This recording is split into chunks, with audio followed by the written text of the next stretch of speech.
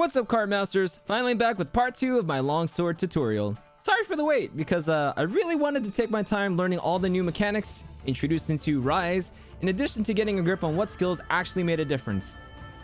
If you're completely new to longsword, I highly suggest you check out part 1 of my longsword tutorial by clicking at the top of the screen or by checking the link in the description. It might be based off of the demo, but it's still pretty damn relevant, and it'll at the very least teach you very strong basics. As always, don't forget to drop a like and leave a comment as it helps the channel, and smash that subscribe button like Rajang would smash your hunter's face in. Without further ado, let's get to it.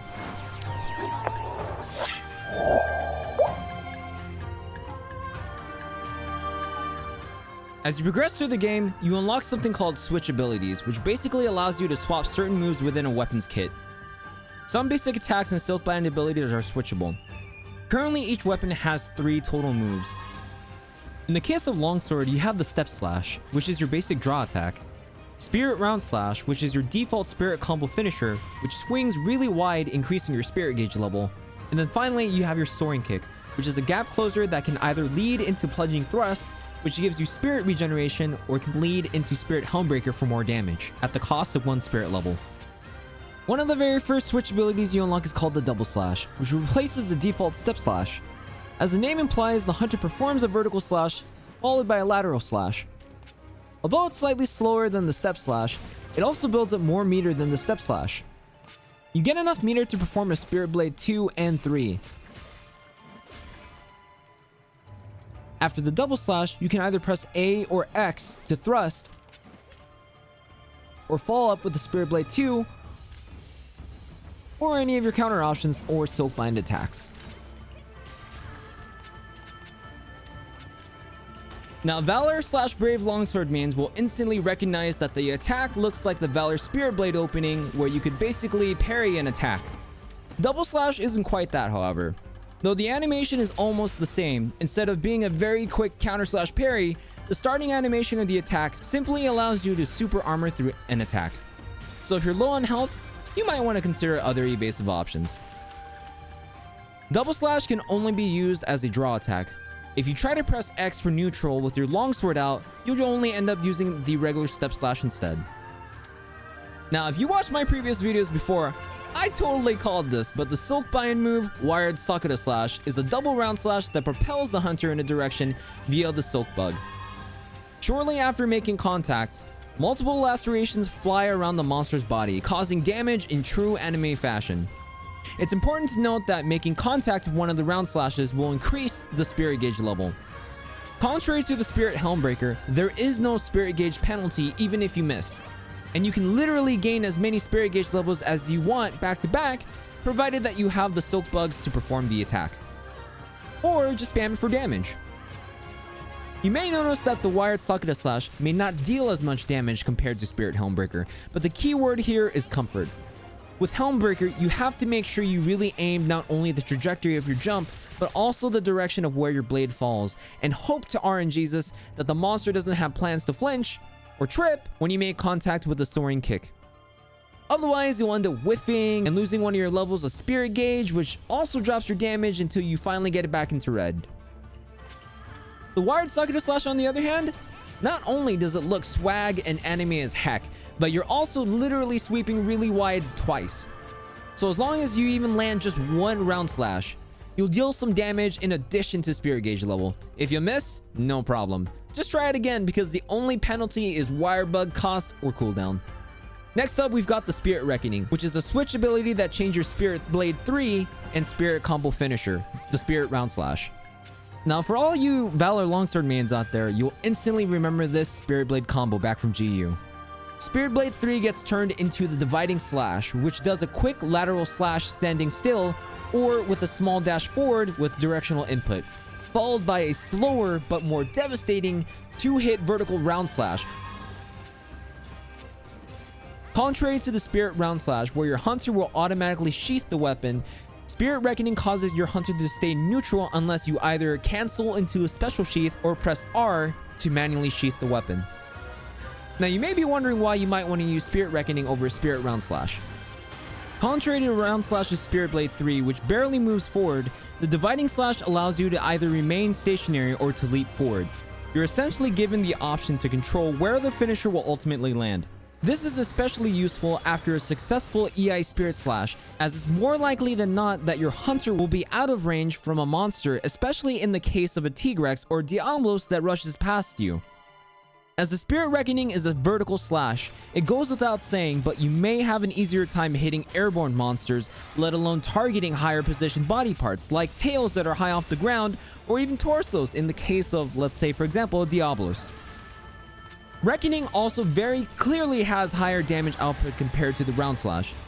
Now this sounds fine and cool on paper, but hold on, Cartmaster. Every benefit comes at a cost. Although Spirit Reckoning touts pretty high damage, because it's a 2-hit finisher, you run the risk of flinching a monster with the first hit, which can cause you to whiff the second hit, where all of your spirit level gain comes from. The Spirit Round Slash covers a lot more in a sweeping motion laterally, so in most cases, it's more reliable, whereas the Spirit Reckoning success is dependent on where you positioned your hunter with very small room to angle the hit. Though EI Spirit Slash will allow you to move forward with the Dividing Slash, Spirit Reckoning will come out right after a Foresight Slash, so if a monster is a ways away from you, good luck. You're most likely going to hit nothing but air. Ultimately, it depends on your preference of play. Would you rather have a wide Round Slash that arcs laterally and is generally going to be easier to aim, or would you rather cause bigger damage with vertical precision? Try them both out and figure which one works best for you. Let's talk about armor skills. Let's get the most obvious ones out of the way. Obviously, since Longsword is a predominantly raw damage focused weapon, offensive skills such as Attack Boost, Critical Eye, Critical Boost, and Weakness Exploit are all going to be your main bread and butters for Longsword. Attack Boost in this game is pretty nice, as it gives you a percentage boost to attack in addition to a flat boost at higher levels. Critical Eye is self-explanatory, but for newcomers to Monster Hunter, Weapon Affinity Percentage is the rate at which you crit. The critical modifier is 1.25 times the normal damage, which can be raised by critical boost as high as 1.4 times damage. Weakness Exploit thankfully remains the same as vanilla Monster Hunter World, where you'll gain 50% for striking a weak spot on a monster. Now, the most notable mention that any longsword guide would be stupid not to make is Quick Sheath level 3. It is an absolute game changer and is so much more improved compared to what it was back in Iceborne.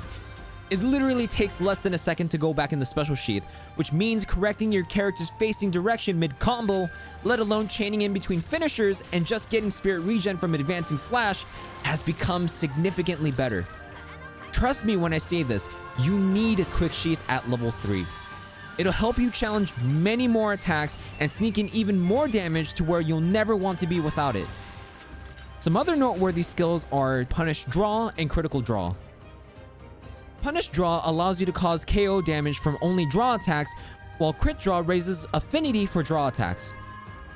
As the EI Spirit Slash and Advancing Slash counts as a draw attack, both of these will work and will predominantly lead to an EI Spirit Slash reliant gameplay. Crit Draw is particularly useful if you don't want to lean into Critical Eye builds. You can easily pick up the Nargacuga Longsword for an easy 40% affinity, in addition to Critical Draw level 3 for another 40%. And fill up the rest with 2 levels of Crit Eye for 100% affinity for every time you do a draw attack or EI Spirit Slash. If you throw Punish Draw onto your set, aim for the head and KO the monster. If you can, add up to Slugger level 3, as it'll add to your KO damage, maxing at 40% extra. This can be useful as KOs give you time to punish the monster, especially in multiplayer, or, you know, do it for the memes too. Now, there are 2 skills I actually suggest against, and that's Power Prolonger and Focus. Power Prolonger allows you to hold on to your spirit gauge levels for longer, meaning you can hold on to your buffed damage state for longer unless you drop the level by letting the timer run out, or if you expend it by using the Helm Breaker or Serene Pose. Focus, on the other hand, will give you more spirit gauge gain per hit. Now, in some cases, you'll find yourself without enough meter to pull off your spirit finisher because you literally need only a hair of spirit gauge. Focus can technically make or break that for you. The problem is that the added bonus from Focus level 1, let alone level 3, is so negligible that in my opinion, it's not worth the slot cost, nor is it worth prioritizing. That goes double for Power Prolonger, as Foresight Slash, EI Spirit Slash, and even the wired Sakura Slash allows for quicker upkeep for Spirit level, while EI Slash and Plunging Thrust grant Spirit regen, the former being cost-free. If both of these are already innately on your armor piece or talisman, that's perfectly fine in terms of priority. Ultimately, you'll need to figure out what works best for your own playstyle and preference for fun, but hopefully my explanations will give you a little bit more insight as to what you can do to optimize your gameplay. Now let's go over some advanced tips. Just because I can't stress this enough, the moment you are able to, do yourself a favor and pick up Quick Sheathe 3, either through your decorations, armor, or through talismans, even if you're not comfortable with the EI Spirit Slash. The time it takes for you to Special Sheath makes it so worth in chaining attacks quicker in addition to the free Spirit regen through EI Slash. Don't forget that Special Sheath allows for you to change your direction 360 degrees.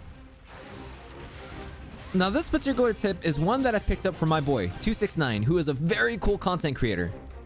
The 269 pose, as I call it, involves using a small barrel bomb, unsheathing stationary, and using Serene Pose to activate your counter manually. It's great for waking up sleeping monsters provided that your attack is the only thing that makes contact. If you want to be super fancy, you can also throw your bomb in the air by pressing ZR to do a draw attack Spirit Blade 1 into Serene Pose for the same effect. I've mentioned this in part 1, but I cannot stress enough how important it is to use your Foresight Slash and EI Spirit Slash to not only do damage, but to negate things such as projectiles, roars, tremors, poison, wind press, and etc. If a monster catches you off guard and you're still running Sheath, a double slash can be the one thing that keeps you from being caught in any of these, as the super armor will usually help you power through most situations. Also, don't forget to use Special Sheath to not only get Spirit regen in addition to correcting your facing direction. The same can apply also to your Foresight Slash. When it comes to Wyvern riding, there's one thing you should know. Doing any attack that makes contact with the monster will automatically proc the mount. With this in mind, here are some things that you can do. By using EI Slash or Plunging Thrust to activate the mount, your Spirit Gauge will continue to regen while you're riding the monsters. Keep in mind, with Plunging Thrust, you need to make sure that the thrust itself activates the mount, not the soaring kick. By using Wired Sakura Slash, so long as one of the round slashes makes contact with the monster, you'll gain a Spirit Gauge level while resetting your Wire Bug Gauge to max. Similarly, you can also use the 269 pose I mentioned earlier to activate the mount if you're feeling spicy. Just remember that the Serene Pose does expend one Spirit Gauge level. If you have enough Spirit Gauge, you can actually do the full Spirit combo and proc the mount using the Spirit Round Slash. Don't forget that the Spirit Round Slash can arc pretty wide. Use that to your advantage to help you figure out the distance and the spacing to make sure that the Spirit Round Slash will always land on the monster last. If you have Quick Sheath level 3 equipped, you can actually go in for an EI Spirit Slash instead to proc the mount. You'll not only gain one Spirit Gauge level back, but you'll also deal some damage in addition to being able to follow up with a Helm Breaker or Sakura Slash after the monster topples. One of the main reasons I love Longsword is its ability to cancel end lag into different attacks. Although Spirit Round Slash and Spirit Reckoning can only be cancelled into Special Sheath, a lot of basic attacks can cancel into any of your Soakbind attacks, while your Soakbind attacks can be cancelled into other moves.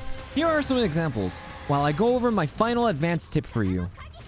Part of high level gameplay can be attributed to your armor skills. For instance, the Quick Sheath level 3 I keep mentioning, being a huge game changer in terms of combo chaining / positioning. However, the majority of that high level gameplay is actually based on your knowledge of a monster. As you fight a monster over and over, you start to see patterns / openings that you can exploit or attacks that will punish you for being too overzealous for countering. Try challenging whatever attacks you can so you can learn to adapt to the monster.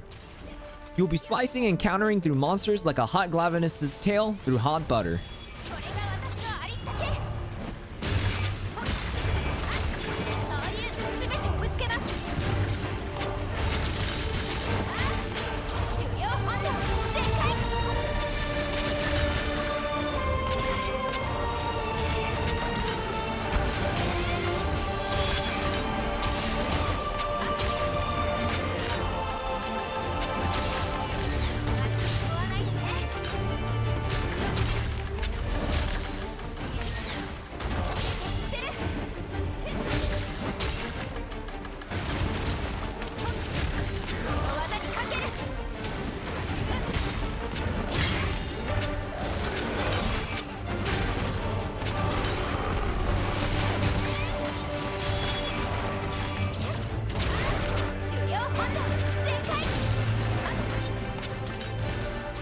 And that concludes my longsword tutorial.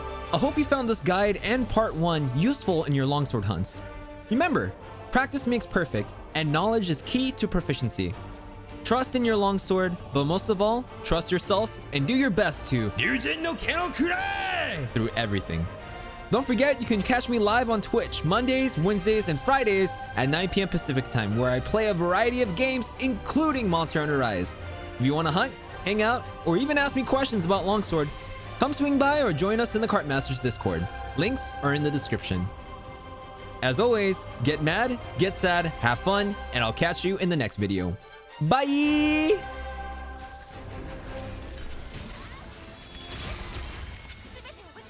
Holy shit, that was so smooth!